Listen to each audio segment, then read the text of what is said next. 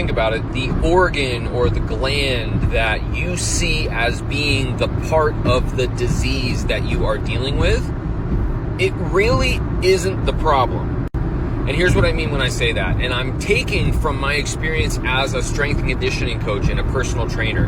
And it has to do with looking above, below, and opposite where you think the problem is. And we'll use tearing your ACL, which is in your knee, as an example. If you've ever torn your ACL, chances are it wasn't because your knee itself was not strong. Chances are your knee got hurt because either your hip or your ankle could not do its job to the fullest. And either your body shifted or your knee had to take on all of the work that either your ankle or your hip wasn't able to do. The same thing applies in the diseased state. So I'm going to talk about diabetes because that's what I have.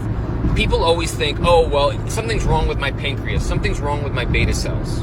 But if we apply that same logic to diabetes, it's not actually your pancreas that's your problem. The pancreas had to do too much for something else that wasn't doing its job. So it's our job as people with these diseases to look above, below, and opposite where the problem manifests to see why this organ gave out.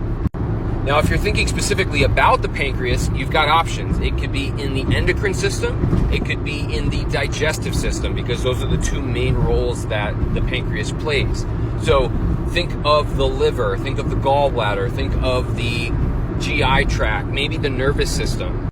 Audit your life, audit your health history to see if there is any indication that any one of these surrounding organs may not be doing its complete job. Because if your liver doesn't do all the work it's supposed to, if your gallbladder, if your GI tract doesn't do everything it's supposed to, guess what carries the brunt of the work? Your pancreas.